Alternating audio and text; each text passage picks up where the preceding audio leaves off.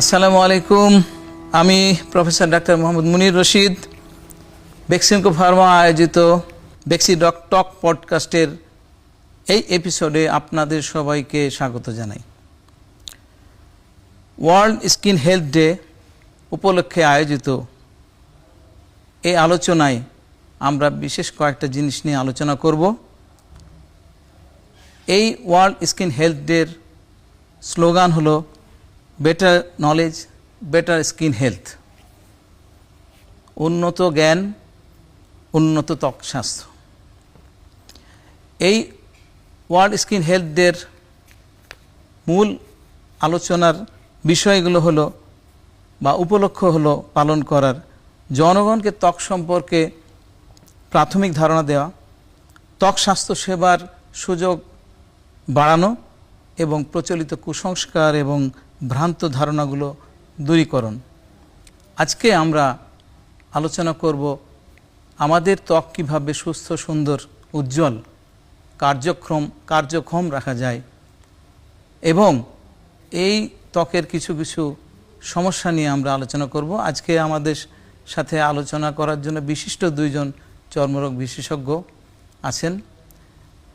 আমার সাথে আছেন প্রফেসর রাশেদ মাহমুদ খান, ঢাকা মেডিকেল কলেজের প্রাক্তন বিভাগীয় প্রধান, বিশিষ্ট চর্মরোগ বিশেষজ্ঞ ও ডার্মাটোসার্জন। আপনাকে স্বাগত। ধন্যবাদ আপনাকে। আমি সাধারণ ত্বক, আমাদের ত্বক যেটা, সেটা কিন্তু আমাদের সর্ববৃহৎ অঙ্গ, এর ব্যাপ্তি ব্যাপক, ওজনও অনেক এবং আমাদের ত্বক সাধারণত প্রায় প্রতিটি অঙ্গকেই কভার করে আছে। অতএব এই ত্বক আমাদের প্রত্যেকটা অঙ্গকে একটা আবরণ দিয়ে নিজে পরিবেশের প্রতিকূলতা এবং সকল ধরনের জীবাণুর সাথে লড়াই করে আমাদের ভিতরের অঙ্গগুলোকে নিয়ন্ত্রণ করছে বা সমর্থন দিয়ে যাচ্ছে। এই ত্বক কীভাবে ভালো রাখা যায় এই ব্যাপারে আমরা একটু আলোচনায় যেতে চাই। প্রথমেই আমি জানতে চাইব প্রফেসর খানের কাছে যে ত্বক সুন্দর, সুস্থ, উজ্জ্বল, স্বাস্থ্যবান রাখতে কি কি করণীয় আছে, জনগণের কি কি করা উচিত? আপনি যেমনটা বলেছিলেন, প্রথম যেটা শুরু করেছেন, ত্বক হচ্ছে আমাদের সর্ববৃহৎ অঙ্গ। আচ্ছা, এটা পার্ট অফ দ্য বডি, আমাদের পুরো শরীরের একটা পার্ট। আমার ভিতরে যেমন আলাদা অর্গান আছে, স্কিন একটা অর্গান, আমার লিভার একটা অর্গান, হার্ট একটা অর্গান, কিডনি একটা অর্গান, প্যানক্রিয়াস আর একটা অর্গান, যেখান থেকে ইনসুলিন তৈরি হয়। আমরা যে এই অর্গানগুলো যখন যেভাবে ভালো থাকবে, আমার হার্ট কীভাবে ভালো থাকবে, আমার লিভার কীভাবে ভালো থাকবে, আপনার কিডনি কীভাবে ভালো থাকবে, পেট কীভাবে ভালো থাকবে, ইন্টেস্টাইন, এই সব কিছুর সাথে ত্বক রিলেটেড। আমরা যদি বলি ত্বক ভালো রাখতে আমাদের সব কিছুই ভালো রাখতে হবে। এরপর হোলিস্টিক্যালি আমরা সব চিন্তা করি, তাহলে একটা হেলদি লাইফস্টাইল হতে হবে আমাদেরকে ত্বক ভালো রাখার জন্য। তাহলে হেলদি লাইফস্টাইলটা কি? আমরা যেটা বলি সবচেয়ে ভালো কথা, যেটা আমরা ভুলেই যাই বারবার, মানে এখন টাইম অফ অ্যাবান্ডেন্স, আমাদের প্রচুর খাওয়া দাওয়া, আমাদের এসি আছে, আমরা চেয়ারে বসছি, আমাদের ফিজিক্যাল এক্সারসাইজ, আমাদের অ্যাবান্ডেন্সের কোনো অভাব নেই, আরামের কোনো অভাব নেই। আমাদেরকে ব্যাকে যেতে হবে। যেমন আমরা যদি বলি ত্বক ভালো রাখার প্রথম উপায় কি, আমি বলবো নাম্বার 1 হচ্ছে এক্সারসাইজ, ফিজিক্যাল ওয়ার্ক। আপনাকে যদি করতে হবে তাহলে কিন্তু আপনার যে মাসেল স্ট্রেংথ সব কিছু মিলে আপনার যে ত্বকের যে রিজেনারেশন, কোলাজেন ফাইবার যেটা বলি, ওরা কীভাবে রিজেনারেট করবে, আপনাকে রিজেনারেট মোডে যেতে হবে। তাহলে আপনাকে regular exercise is so important. বলি কি এক্সারসাইজ, অনেক কিছু বলা যাবে। তারপরে নেক্সট হচ্ছে ডায়েট, আপনি কী খাচ্ছেন। আমরা যে খাওয়া ফুড হ্যাবিট, যেমন fast food, lots of sweet, আমরা বলি যে চিনি is poison, sugar is poison. আপনার অনেক মজার, আমি আমার পেশেন্টদেরকে বলি যে আপনার যখন একটা ভালো মিষ্টি চলে আসে, নাম করা যশোরের একটা সন্দেশ চলে আসে, একটু খান, but try to have a sugar and sugary drinks. যে সুগারি ড্রিঙ্কস যেগুলো আছে এগুলো সব সুগার, কিন্তু আমাদেরকে যে ইনসুলিন রেজিস্ট্যান্স, ডায়াবেটিসের দিকে যাচ্ছে। তার মানে ডায়াবেটিস যখন হবে তখন ত্বককে কিন্তু এফেক্ট করবে, আপনার ত্বক কিন্তু বুড়িয়ে যাবে, অনেক এফেক্ট করবে। আপনার কিডনি যখন এফেক্ট করবে তখন ত্বককে তার রিফ্লেকশন হবে। তো আমাদেরকে এই ডায়েটটা এমনভাবে করতে হবে যে আমাদের vegetables, lots of vegetables, healthy vegetables, different coloured vegetable যদি খাই, সেটাকে আমরা ত্বককে রিজেনারেট করবে। তাহলে আপনি বলছেন যে যেটা সুষম খাদ্য বা খাদ্যের সকল উপাদান আমাদের খাবারের মধ্যে থাকা উচিত। হ্যাঁ, খাবার একটা। আরেকটা বলি, একটা বলছি যদি হেলদি থাকতে চান, ত্বকের জন্য বলে হচ্ছে ইট লেস অফেন। আমরা সকালে খাচ্ছি, তারপরে স্ন্যাক্স করছি, আবার দুপুর খাচ্ছি, আবার স্ন্যাক্স করছি, সারাক্ষণ যখন খাচ্ছি তখন ইনসুলিন আমাদের ওঠানামা করছে। That gives us to insulin resistance. সেটা কিন্তু আমাদের ত্বকের জন্য প্রচণ্ড ক্ষতিকর। আর আমরা যখন একটু ফাস্টিং মোডে থাকবো, আমরা যেরকম আগে আমাদের পূর্বপুরুষরা কী করতো, সারাদিন শিকার করে একবার খেত, 1 meal a day, আর আমরা এখন অনেকবার খাচ্ছি। তাতেই কি হচ্ছে, আমাদের যে ত্বকে যে অপ্রয়োজন তৈরি হচ্ছে, যে কোলাজেন ভেঙে যাচ্ছে, ওগুলো জমেই থাকছে, ওগুলো ব্লক হচ্ছে। যখন আমরা ফাস্টিং মোডে থাকবো তখন শরীর বলবে আমার তো কোনো খাওয়া নেই, খাওয়া কোথায় পাবো? তাহলে ওই যে অপ্রয়োজনীয় যেগুলো আছে প্রোটিনগুলো, যেগুলো কাজে লাগে না আমার, ওগুলোকে খেয়ে ফেলবে। তাহলে আমাদের যে ডিরেঞ্জ প্রোটিন যেগুলো ড্যামেজ প্রোটিনগুলো, ওগুলো খেয়ে ফেলছে। কিন্তু স্কিন ইজ রিজুভিনেটিং, বডিকে স্ট্রেস দিতে হবে, হরমোন স্ট্রেস দিতে হবে, হরমেটিক স্ট্রেস, বিভিন্ন রকম স্ট্রেস দেওয়া যায়। তারপরে এটা একটা। আরেকটা জিনিস হচ্ছে, একটা good night sleep is so important. বিশ্রাম, পরিপূর্ণ বিশ্রাম। আমার ওই 6 ঘন্টার কম না, আবার 9 ঘন্টার বেশি না। আপনি যদি ঘুমান, আপনার ত্বক ফুল বডি রিজেনারেট করবে, ব্রেন হেলথ ভালো হবে, সবই ভালো হবে, ত্বক রিজেনারেট করবে। তাহলে পরিশ্রম, বিশ্রাম এবং ঘুম, একটা ভালো ঘুম আপনাকে দিতে হবে। এই তিনটা বিশেষভাবে লক্ষ্য রাখতে হবে ত্বক সুস্থ সুন্দর রাখতে। কি কি আমাদের পরিহার করতে হবে? ধন্যবাদ স্যার আপনাকে। তো পরিহার করার জিনিসগুলো যদি আমি বলি, আমাদের ত্বকের অনেক ক্ষতি করে, বিশেষ করে কোলাজেন ভেঙে যাওয়া থেকে শুরু করে, ত্বক বুড়িয়ে যাওয়ার থেকে শুরু করে, আরও যে সমস্ত পিগমেন্টেশন, বিশেষ করে যেটা ত্বকের সৌন্দর্যকে বিশেষভাবে ব্যাহত করে, এই সমস্যাগুলোর জন্য দায়ী কিন্তু সূর্যের অতিবেগুনি রশ্মি। এই অতিবেগুনি রশ্মিটা বেশি থাকে হচ্ছে সকাল 10টা থেকে 4টা। এই সময়টা আমরা যদি দীর্ঘক্ষণ বাহিরে না থাকি, তাহলে আমাদের ত্বকের জন্য কিন্তু সেটা ভালো। আর যদি যেতে হয় তাহলে অবশ্যই সচেতনতা অবলম্বন করা উচিত। আমরা সানস্ক্রিন ব্যবহার করব, সেই সাথে কিছু ফিজিক্যাল প্রোটেকশন, যেমন ছাতা ব্যবহার করতে পারি বা ক্যাপ ব্যবহার করতে পারি। আরেকটা জিনিস যেটা আমাদের দেশের সমস্যা, বিশেষ করে আমাদের দেশে মায়েরা যারা পাকের ঘরে অনেক কাজ করেন, যেহেতু আমাদের অনেক গরম, ওয়েদারটা অনেক গরম, আমরা কিন্তু প্রচুর ঘামি। চুলার পাড়ে দাঁড়িয়ে যখন ঘামতে থাকি, তখন আমাদের মায়েরা কি কাজটা করেন, এটা কিন্তু মানে খুবই ইম্পর্টেন্ট একটা জিনিস করে, আঁচল দিয়ে মুখটা ঘষা।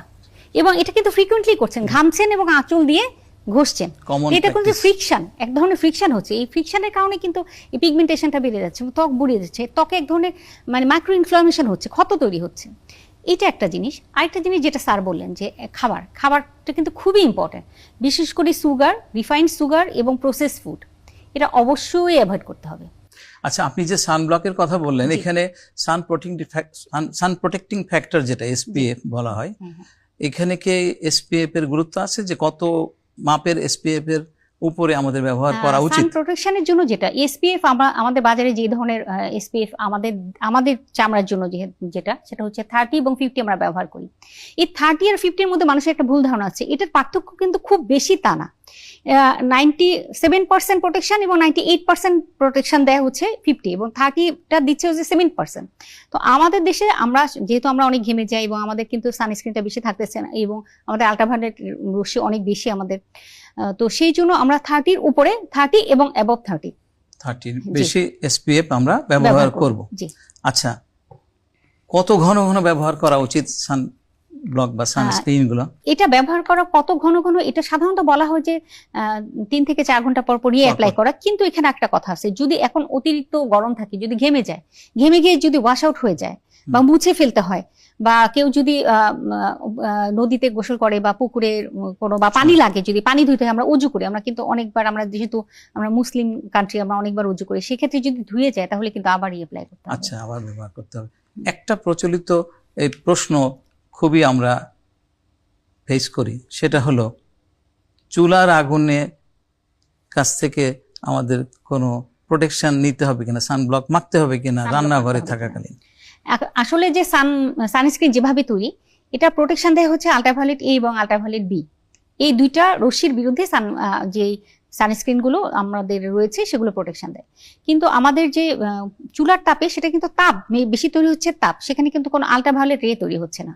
এই জন্য বৈজ্ঞানিক যে গবেষণাগুলো রয়েছে সেগুলোর আলোকে যদি আমরা চিন্তা করি, তাহলে কিন্তু আসলে সানস্ক্রিনের খুব একটা ভূমিকা এখানে নাই।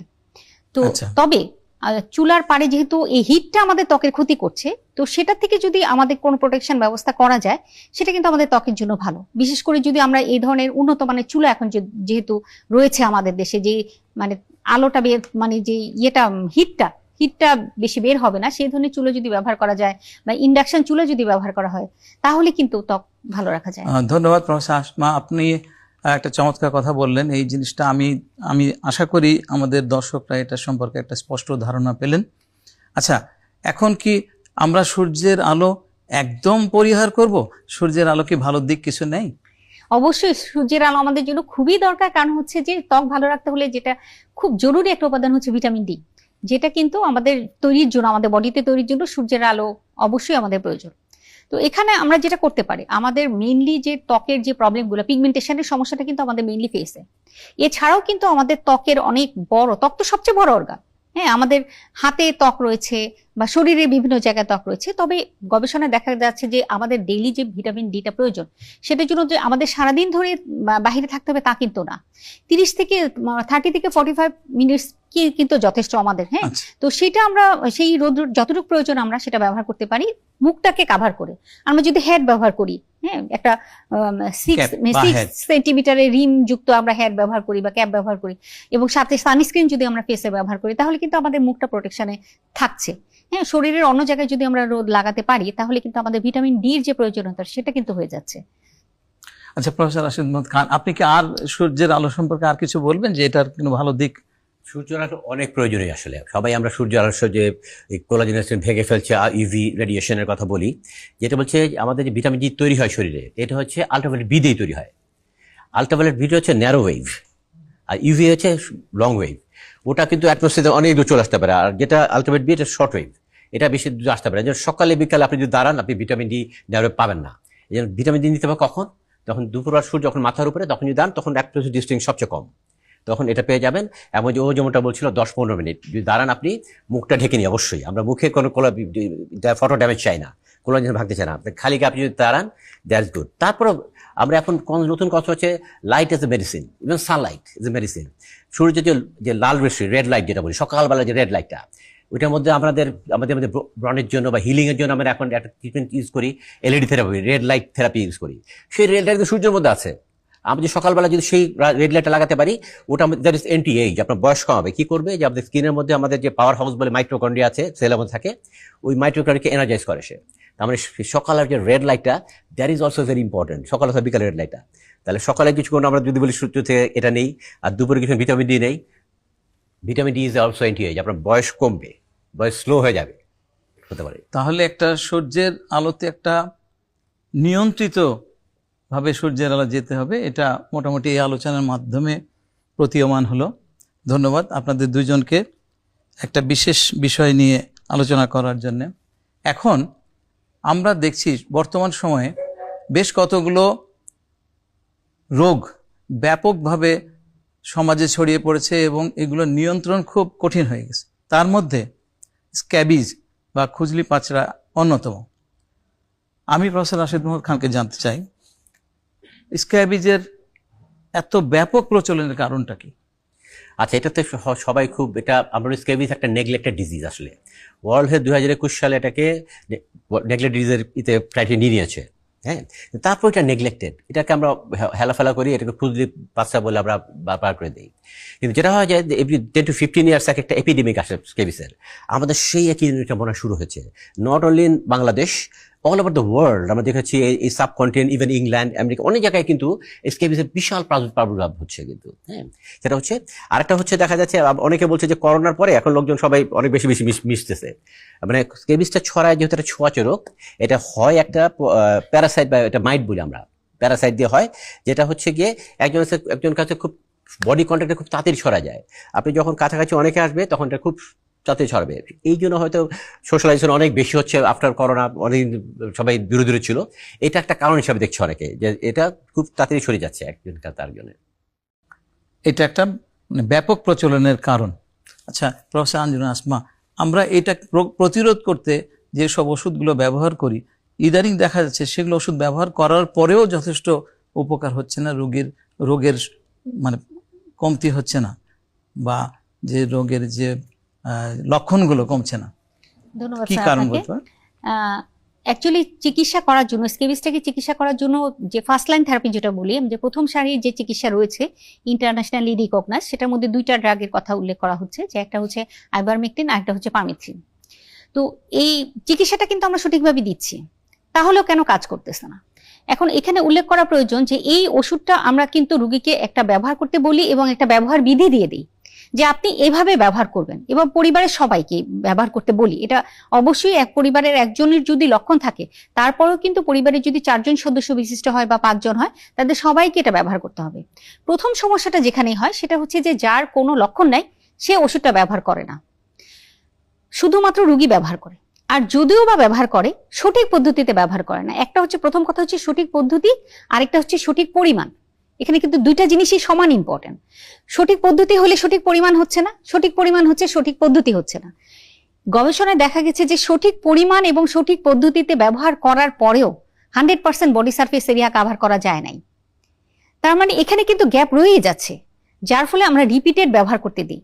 তো রোগীকে যদি আমরা একটু বোঝাতে পারি যে এটা আসলে পোকা দিয়ে হয়, পোকাটা আসলে মারতে হবে। এবং আরেকটা জিনিস আছে যে শুধু ব্যবহার করলেই হবে না, এই পোকাটা শরীরের বাহিরেও, যে কাপড় চোপড়, বিছানা চাদর, এখানেও 3 দিন পর্যন্ত বাঁচতে পারে। এখন আমার শরীরে আমি ব্যবহার করলাম, কিন্তু আমার বিছানা চাদরটা আমি ধুলাম না এবং ইস্ত্রি করলাম না, বা পরিমিত যে গরম পানি দিয়ে ধোয়ার কথা সেটা আমি ধুলাম না, তাহলে কিন্তু ওই পোকাটা আবার সেই শরীরে এসে আবার ডিম পেড়ে আবার বংশ বিস্তার করছে। আমি রোগীদেরকে মানে বোঝানোর জন্য আমি একটা বলি যে একসময় কিন্তু আমাদের দেশে চাইনিজ তেলাপোকা ছিল না। এটা দূর করা অত্যন্ত কঠিন, সব বাংলাদেশের সব মানুষ জানে। এটা দূর করা যেমন কঠিন, এই স্কেবিসের যে জীবাণু, এটাও একটা ছোট পোকা যেটা আমরা দেখতে পাই না। যেহেতু ওটা দেখতে পাই, এটা দেখতে পাই না, এটা আরো কঠিন।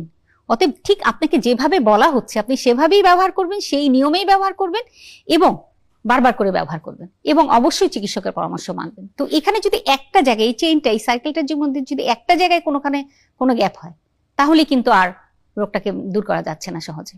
তাহলে এই চিকিৎসায় শুধু ওষুধ রোগী ব্যবহার করলেই চলবে না, তার আশেপাশে যারা আছে, যাদের রোগের লক্ষণ হয়তো প্রকাশ পায়নি বা সাময়িকভাবে সামান্যতম প্রকাশ পেয়েছে, তাদেরকেও চিকিৎসা করা লাগবে। চিকিৎসার পরে যেই সব কাপড় চোপড়, বিছানা বালিশের কাভার, চাদর, তোয়ালে যেগুলো রোগী ব্যবহার করতে বা সবাই ব্যবহার করে, সেগুলো ফুটন্ত পানিতে সিদ্ধ বা ইস্ত্রি করতে হবে। আয়রনিং খুব ভালো একটা, আয়রন খুব ভালো কাজ করে। আরেকটা জিনিস আমার মনে হয় যে এটা পলিথিনের ব্যাগে মুড়িয়ে এটা 3 দিন বা 4 দিন ফেলে রাখলেও সেই জীবাণুগুলো মরে যায়। তাই আমি এটাই স্পষ্টভাবে বলতে চাই যে স্ক্যাবিসের চিকিৎসায় ওষুধের যেই পরিমাণ প্রয়োজন বা ওষুধের কার্যকারিতা যতটা, তার চেয়ে বেশি কার্যকারিতা ওষুধের পরবর্তী করণীয় জিনিসগুলোই। ধন্যবাদ ডাক্তার আসমা আপনাকে। আচ্ছা, আরেকটি আমি এখানে একটু ইলাবোরেট করি। বলেন।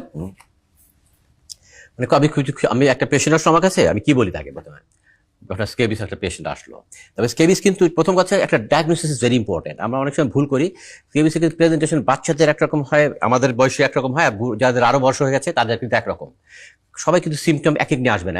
একটা বুড়া ইমিউনোসাপ্রেস পেশেন্ট, ডায়াবেটিস আছে, ওর চুলকানি থাকবে না, যেটা আমরা স্কেবিস ডায়াগনোসিস করি। একটা বাচ্চা এসে সে 5 চুলটা চুলে আসবে, ওর চুলকানি কম থাকবে। আমাদের যারা ক্লাসিক্যাল স্কেবিস তাদের অনেক চুলকানি থাকবে। প্রথম একটা ডায়াগনোসিস ইজ ভেরি ইম্পর্টেন্ট। একটা পেশেন্ট আসলো, প্রথম কথা হচ্ছে আমরা যখন বলবো যে ফ্যামিলি অ্যান্ড কন্ট্যাক্টস ট্রিট করতে হবে। ফ্যামিলি মানে কি, আপনার ফ্যামিলি যা আছে, বাচ্চারা নিয়ে আসে, ওর খালা ওকে খুব আদর করে, ওকে কোলে নেয়, আপনার খালাকে চিকিৎসা করতে হবে। ও এভরিবডি, এবং যার আছে যার নাই।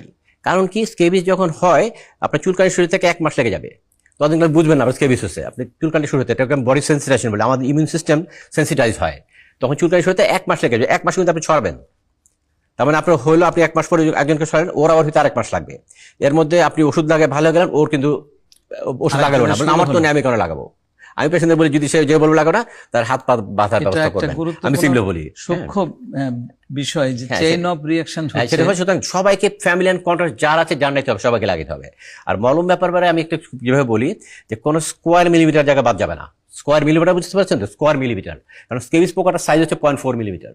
তাহলে আপনি যখন পিঠে এখানে হাত দিতে পারছেন, ওখানে তো লাগলো না, স্কেবিস কিন্তু বেঁচে গেল, কিন্তু সে বেঁচে গেল যে মাইটটা। সুতরাং আপনাকে আপনি হেল্প নেবেন। যেমন আমরা সবচেয়ে বেশি যেমন খুব সিম্পলি মিস হয়ে যায়, পায়ের তলা হাতের তলায় লাগে না, তারপরে নখের ভিতরে কিন্তু স্কেবিস লুকায় থাকে, স্কেবিসের মাইট লুকায় থাকে। নখগুলিকে করতে হবে। অনেকেই এখন নতুন নতুন কথা হচ্ছে, আমরা বলি গলা থেকে পা পর্যন্ত লাগাবেন, এখন বলছে মুখে কেন লাগাবেন, অনেকে বলছে কিন্তু মুখে লাগানো যাবে। বিশেষ করে বাচ্চাদের ক্ষেত্রে কিন্তু মুখ মাথা লাগাতে হবে ওদের, কিন্তু এটা আমাদের কনসেপ্ট যে মুখে কেন লাগাতে না করতাম। আসলে চোখটাকে মানে চোখটা বাদ দিয়ে লাগা যাবে, মুখে আমরা না করতাম। এটা যেটা হচ্ছে যেখানে হেয়ারি এরিয়াস, ওই জায়গায় স্কেবিস বাইট মুভ করতে খুব ডিফিকাল্ট হয়, এই জন্য হেয়ারি ইরাস সে থাকে না, এই জন্য আমরা না করতাম, এটা লজিক তো সেরকম। কিন্তু এখন পর্যন্ত মুখে মাথাও লাগাবেন, বাচ্চাদের ক্ষেত্রে তো অবশ্যই লাগাবেন। তো এই জায়গাগুলো মিস করা যাবে না এবং নখের ভিত্তিতে এডিশনালি কেয়ারফুল হতে হবে। বাহিরের সূক্ষ্ম বিষয়গুলো খুব গুরুত্ব সহকারে নিতে হবে এবং এটা প্রয়োগ করতে হবে, নাহলে স্ক্যাবিজ এই জন্যেই বারবার আসে। রোগীরা চিকিৎসা দেওয়ার পর সঠিক রোগ নির্ণয়, সঠিক চিকিৎসার পরেও রোগী ফিরে আসছে চুলকানি নিয়ে। আরেকটা ব্যাপার মনে হয় যে সঠিক রোগ নির্ণয়, সঠিক চিকিৎসার পরেও যে চুলকানিটা ইমিউনোলজিক্যাল কারণে বেশ কিছুদিন চলতে পারে, ফলে রোগীকে এভাবে বলে দিতে হবে যে এই চুলকানি ভালো হতে আরো কিছুদিন সময় লাগতে পারে, রোগ ভালো হয়ে যাবে। পোস্ট ক্যাভিটি সিন্ড্রোমই নাম দেওয়া হয়েছে। ইউজুয়ালি দেখে 2 সপ্তাহ থেকে 1 মাস থাকে, এমন আছে 6 মান্থস পর্যন্ত কন্টিনিউ করতে পারে এই চুলকানি। কিন্তু সুতরাং মনে হবে যে কেউ আপনি ঠিক মতো ট্রিট করছেন, আপনি ভালো হয়ে গেছেন, তারপর যদি একটু র্যাশ দেখে ভয় পাওয়ার কিছু নাই, আপনি ওয়েট করেন, যদি ঠিক থাকে ইট উইল টেক টাইম। আমরা শুধু সিম্পল হিস্টামিন একটু ময়েশ্চার দিয়ে রাখলে কিন্তু পেশেন্টটা ভালো থাকবে। ধন্যবাদ প্রফেসর খান। আমরা খুব গুরুত্বপূর্ণ একটা বিষয় আলোচনা করলাম। এখন ব্যাপকভাবে স্ক্যাবিজ প্রচলিত হয়ে গেছে, মানে ছড়িয়ে পড়েছে এবং লক্ষ লক্ষ মানুষ এটাতে আক্রান্ত। তো এই আলোচনা থেকে আশা করি আপনারা উপকৃত হবেন। আমরা আরেকটা প্রসঙ্গ আলোচনা করতে চাই, ছত্রাকজনিত বা ফাঙ্গাল ইনফেকশন। ছত্রাক বা ফাঙ্গাল ইনফেকশনটা এখন ওই একই রকমভাবে স্ক্যাবিজের মতো ব্যাপক আকারে ছড়িয়ে পড়েছে এবং এটাও নিয়ন্ত্রণে আনা খুব কঠিন হয়েছে। আপনি এটা কেন নিয়ন্ত্রণে আনা যাচ্ছে না, এটার ব্যাপারে কি বলবেন? আচ্ছা, প্রথমত এটা খুব কমন রোগ, সবাই জানে। এটা ছত্রাক বললেন তো, এটা মানে রিংওয়ার্ম বলি আমরা, কারণ রিং এর মতো হয়, রিং এর মতো হয়। এবং এটা চিকিৎসা সবাই জানে, এই চিকিৎসা সবাই জানে, ফার্মেসি জানে, সবাই জানে, ডাক্তাররা তো জানেই এরকম। সুতরাং সবার চিকিৎসা সবাই নিজে নিজে করে। সমস্যা হচ্ছে এখানে ম্যাল ট্রিটেড, প্রপার ওষুধ খায় না, 2-3 দিন খালে একটু কমলো, বন্ধ করে দিল। ফার্মেসি থেকে একটা ওষুধ নিয়ে আসলো, সেটা যেটা আমাদের স্টেরয়েড আছে, স্টেরয়েডটা দিলে কি হয়, যাদের ত্বকের মধ্যে যে প্রভাব ইনফ্লামেশন তৈরি করে, এই ইনফ্লামেশন কমে যায়, পেশেন্ট আরাম বোধ করে, ওইটা আমাদের ভালো যাচ্ছি।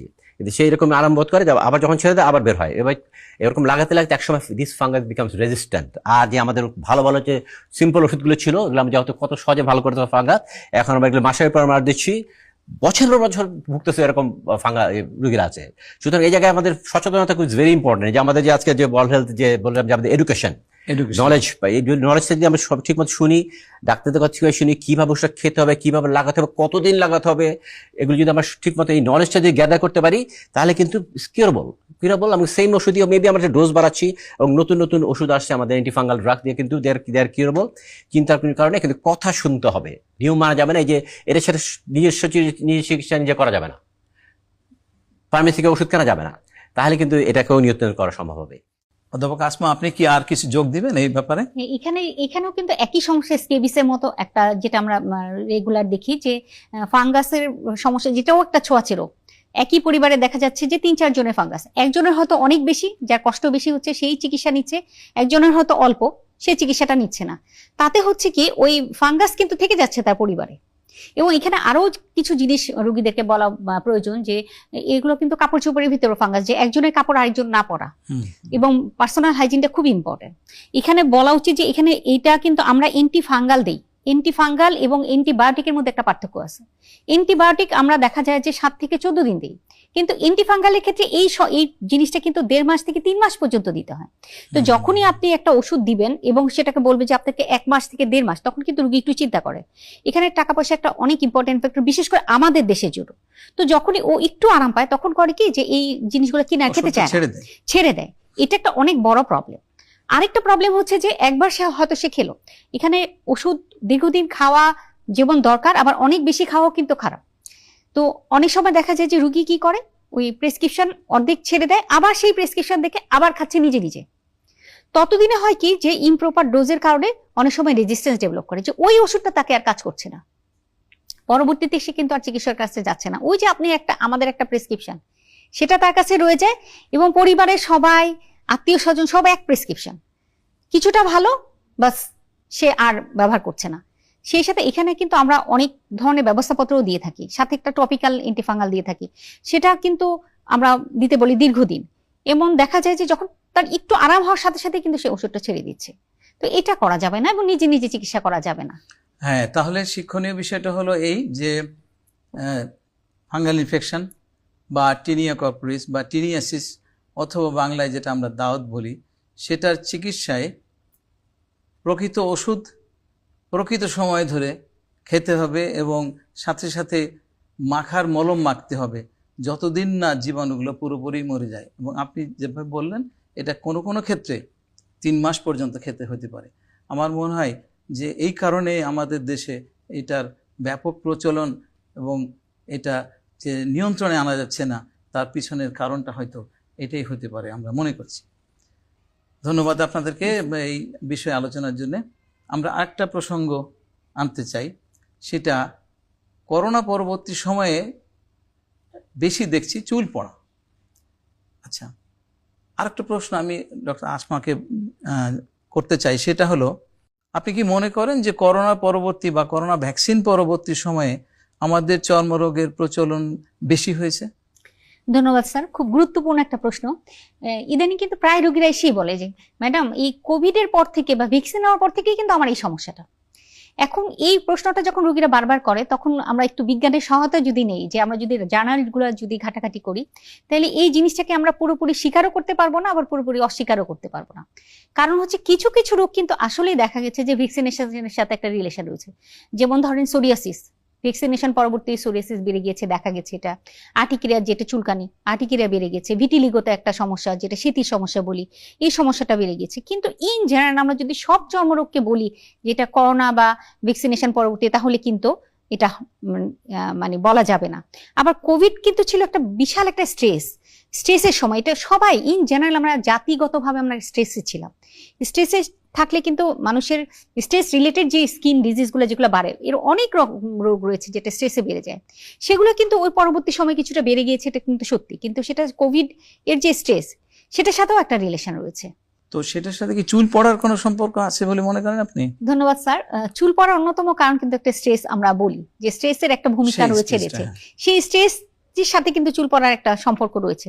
তো একেবারে 100% চুল পড়ার জন্য কোভিডই বা স্ট্রেসই দায়ী এরকম আমরা বলবো না, তবে এটা একটা ফ্যাক্টর। চুল পড়ার অনেকগুলো ফ্যাক্টরের ভিতরে স্ট্রেস একটা ফ্যাক্টর।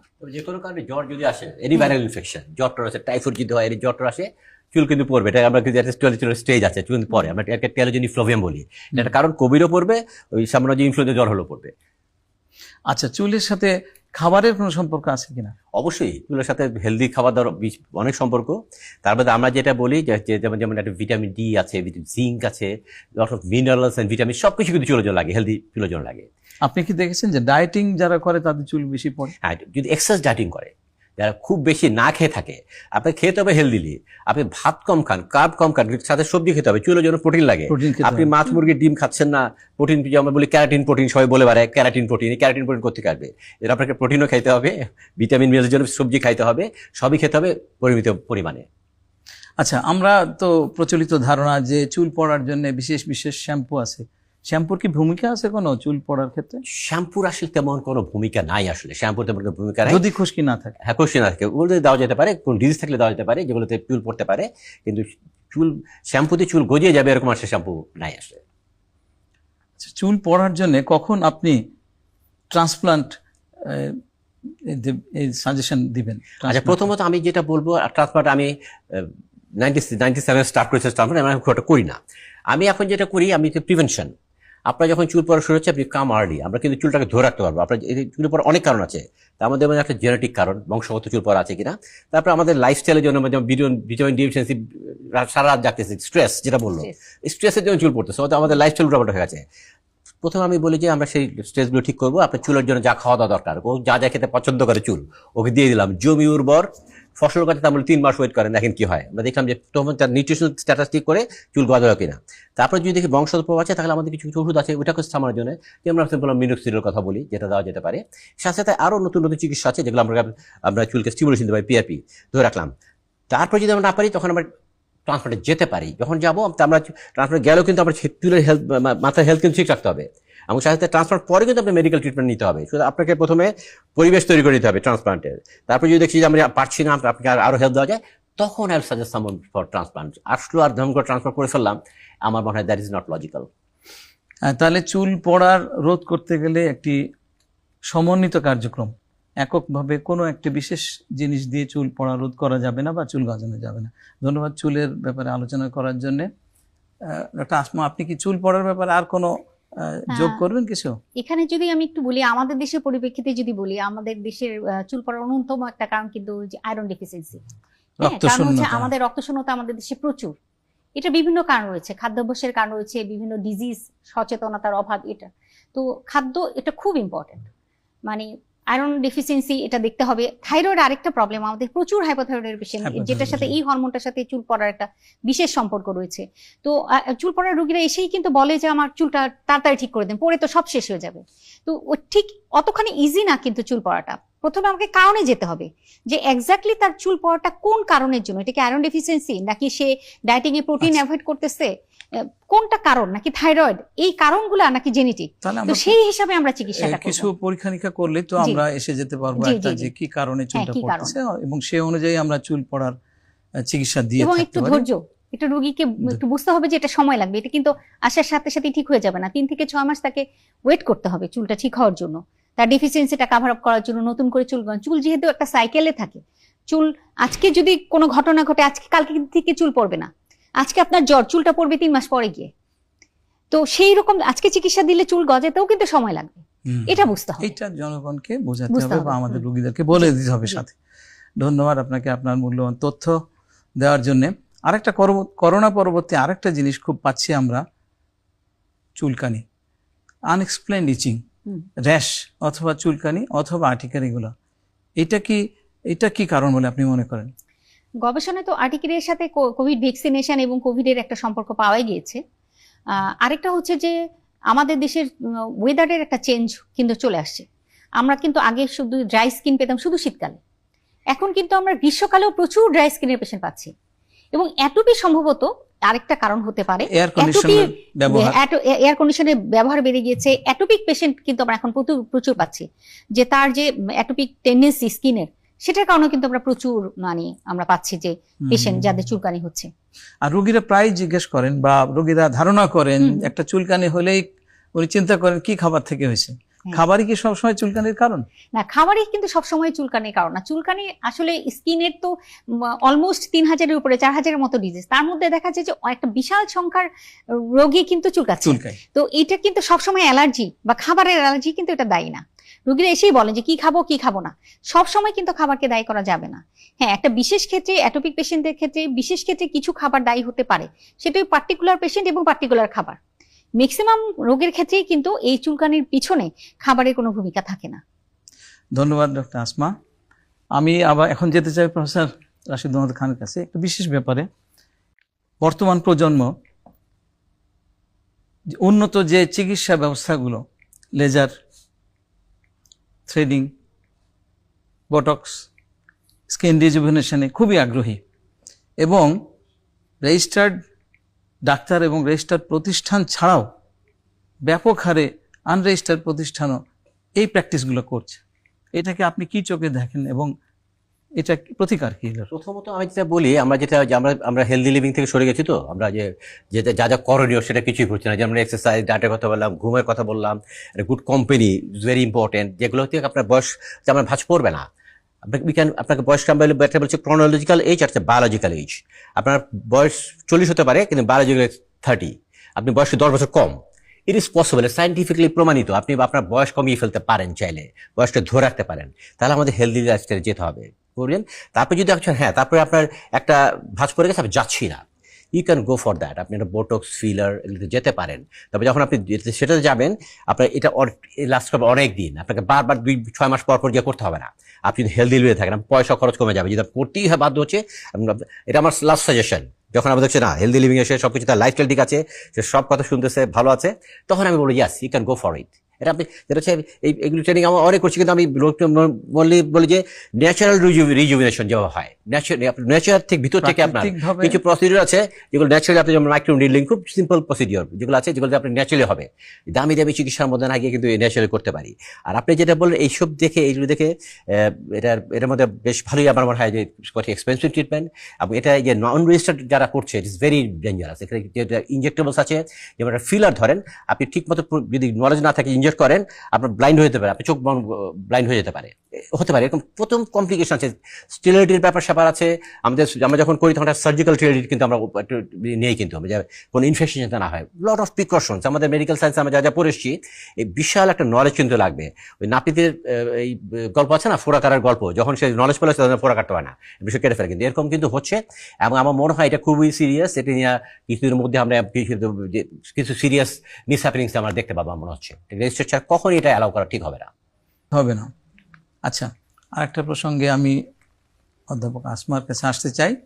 সেটা হলো মেয়েদের মুখে বিশেষ করে কালো দাগ, মেস্তা বা যে কোনো কারণে কালো হয়ে যাওয়া। স্বাভাবিকভাবেই আমাদের দেশে মুখটা আগে চোখে পড়ে, এবং মুখে কালো দাগ হলে নিজে যতটা না বিব্রত, তার চাইতে তার আশেপাশের লোকজন প্রশ্নবাণে জর্জরিত করে দেয়। কেন হইলো, কোথায় থেকে হলো, কি চিকিৎসা করলে, এই কর ওই কর। এ ব্যাপারে আপনার কি মত? ধন্যবাদ স্যার। সবসময় আসলে কারণের দিকেই আগে যাওয়া উচিত, যাতে আমরা প্রিভেন্ট করতে পারি। মেস্তা হওয়ার কারণের ভিতরে তিনটা। একটা হচ্ছে জেনেটিক, তার পরিবারে যদি এরকম মেস্তা হওয়ার টেন্ডেন্সি থাকে, এটা একটা। 2 নাম্বার হচ্ছে হরমোনের কথা বলবো, যে আমি প্রেগনেন্সিতে ফিমেলদের একটা হরমোন চেঞ্জ হয়, সাথে আবার ওরাল কন্ট্রাসেপটিভ পিল, এটাও এক ধরনের হরমোন যেটা ইনটেক করা হয়, এইটা একটা দায়ী। এবং থার্ড যে কারণটা, এবং অত্যন্ত গুরুত্বপূর্ণ কারণ, সেটা হচ্ছে আল্ট্রাভায়োলেট রেডিয়েশন। এই তিনটা জিনিসই কিন্তু মেইনলি হচ্ছে আর মেস্তার পিছনে দায়ী। চুলার যে হিট, ওটাও কিন্তু একটা কারণ। চুলার হিটও একটা কারণ আছে। যাই হোক, হিট বা ঘষা, এই যে ট্রমা করতেছে আমরা, ঘষা বারবার ঘষতেছি, এটাও একটা কারণ। এখন এটা যেটা করতে হবে, যে রুগীদেরকে, এটা আবার 2 ধরনের থাকে। একটা হচ্ছে যে এপিডার্মাল এবং একটা ডার্মাল, অনেক সময় কম্বিনেশনও থাকে। একটা ত্বকের উপরে থাকে, একটা ভিতরের গভীরে। এই ভিতরের গভীরের ট্রিটমেন্টে খুব ভালো রেজাল্ট পাওয়া যায় না, এবং এটা কিন্তু খুবই ডিফিকাল্ট। কিন্তু বাহিরে যে জিনিসটা আছে, সেটাকে কিন্তু আমরা চিকিৎসার মাধ্যমে ভালো করতে পারি। তো এই হয়ে যাওয়ার আগে আমাদের সাবধান হতে হবে। একজন মেস্তা রোগী যখন আমার কাছে আসে, তখন আমি শান্ত বলি যে আপনি কি সারা জীবন ধরে সানস্ক্রিন ব্যবহার করতে পারবেন? যদি না পারেন, তাহলে কিন্তু এটা খুবই কঠিন হবে। তাকে কিন্তু সারা জীবন ধরেই সান প্রোটেকশনটা, সে যদি ভালো হয়ে যাওয়ার পরে কিন্তু সান প্রোটেকশনটা তাকে ধরে রাখতে হবে। তা না হলে কিন্তু মেস্তা থেকে সে ভালো হতে পারবে না। আর ওরাল কন্ট্রাসেপটিভ পিল বা ইনজেকশন সেটা তাকে অ্যাভয়েড করতে হবে। তাকে বিকল্প ব্যবস্থা, যেমন বেরিয়ার মেথড, সে ব্যবহার করতে পারে। এই সব চিকিৎসার ব্যাপারে আমাদের যেগুলো মিডিয়াতে প্রচুর অ্যাডভার্টাইজমেন্ট আসে, এবং হাজার হাজার টাকার প্রোডাক্ট অনেকে কিনে ব্যবহার করে।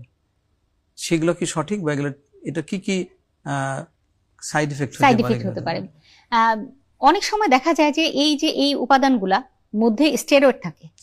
হ্যাঁ, আরেকটা জিনিস থাকে হাইড্রোকুইনোন, সেটা কিন্তু আমরা ব্যবহার করি, কিন্তু সেটা হইতে হবে পরিমিত পরিমাণে এবং একটা নির্দিষ্ট সময়ের জন্য এবং নির্দিষ্ট পরিমাণে।